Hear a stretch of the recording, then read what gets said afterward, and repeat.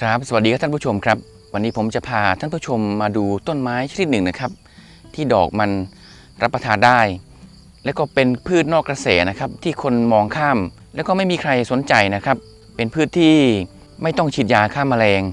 ไม่ต้องใส่ปุ๋ยไม่ต้องรดน้ำนะครับที่สวนผมจะปลูกริมรั้วนะครับอยู่รอบนอกของขอบเขตที่ดินนะครับเดี๋ยวไปดูกันเลยนะครับว่าเป็นต้นอะไรนะครับนี่ครับท่านผู้ชมพืชที่ผมพูดถึงนะครับก็คือต้นสะเดาถวายนะครับสำหรับท่านผู้ชมที่ติดตามช่องผมตั้งแต่แรกๆนะครับก็พอจะทราบนะครับว่าที่ผมปลูกสะเดาถวายตรงนี้นะครับแต่ก่อนมันเป็นที่นาเก่านะครับท่านผู้ชมสำหรับที่นาเราจะเอามาปลูกไม้ป่ามันไม่ได้นะครับเพราะว่ามันจะเป็นที่ต่ำนะครับก็มีวิธีเดียวนะครับที่เราจะปลูกต้นไม้ได้ก็คือผมต้องขุดคลองรอบพื้นที่นะครับ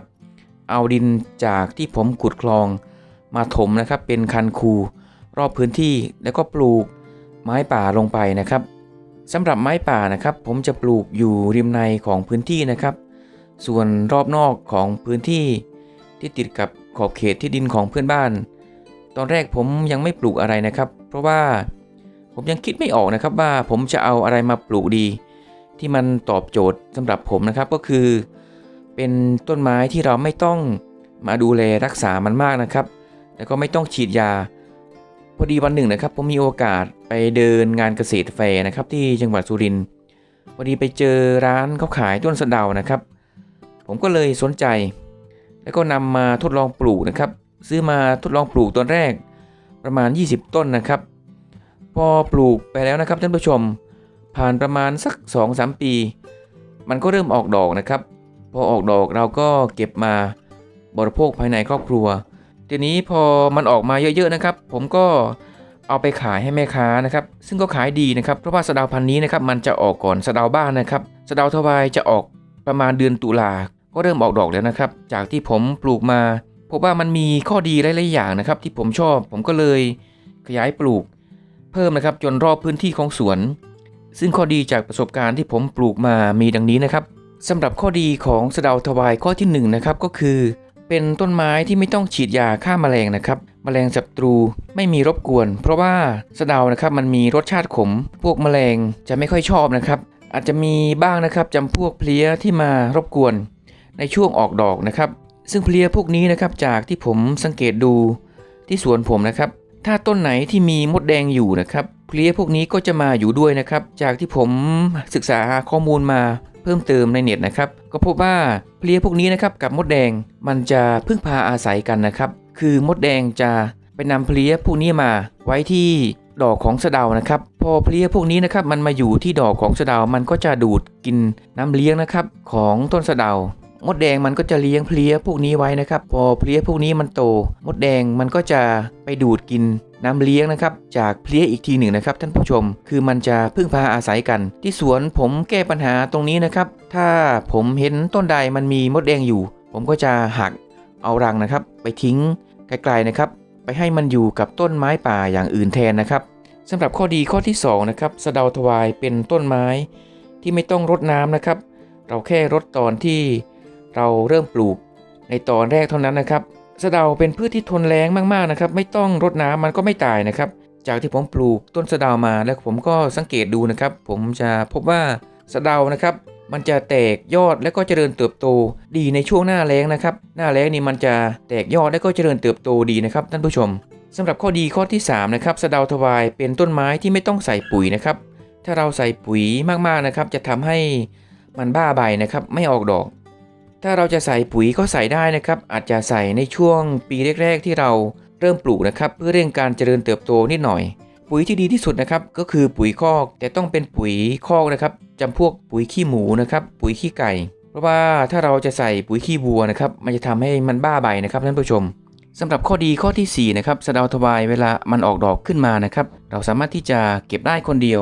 หรือจะใช้แรงงานภายในครอบครัวช่วยกันทำก็ได้นะครับเราไม่ต้องไปจ้างใคร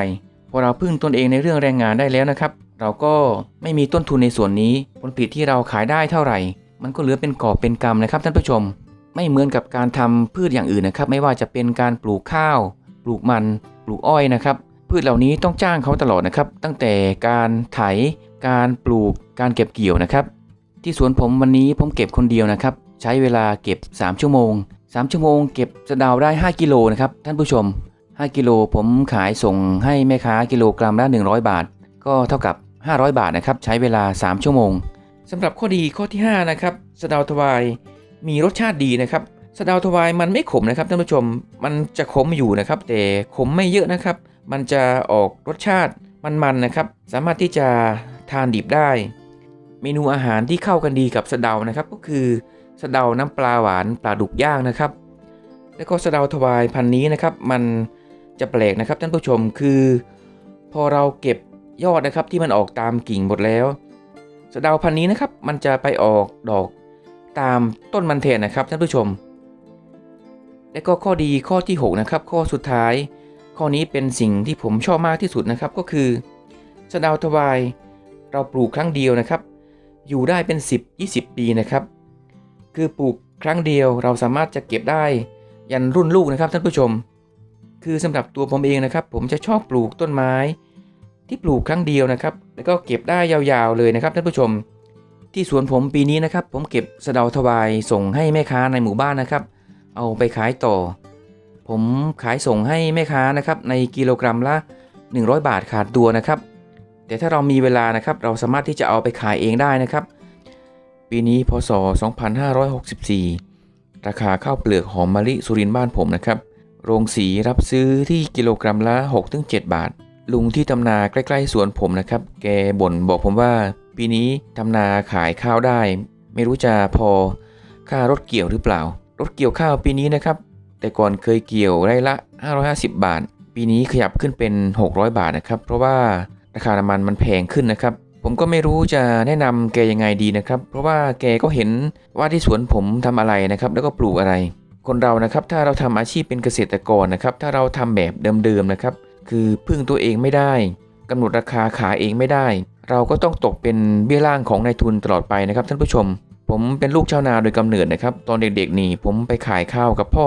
ที่โรงสีนะครับก็ขายได้กิโลกรัมละ 5-6 บาทนะครับปีนี้ผมอายุ44 ปีนะครับผ่านมา44 ปีนะครับราคาข้าวก็ยังเหมือนเดิมนะครับอยู่ที่ราคา 6-7 บาททั้งที่อย่างอื่นนะครับมันปรับราคาไปหมดแล้วนะครับท่านผู้ชม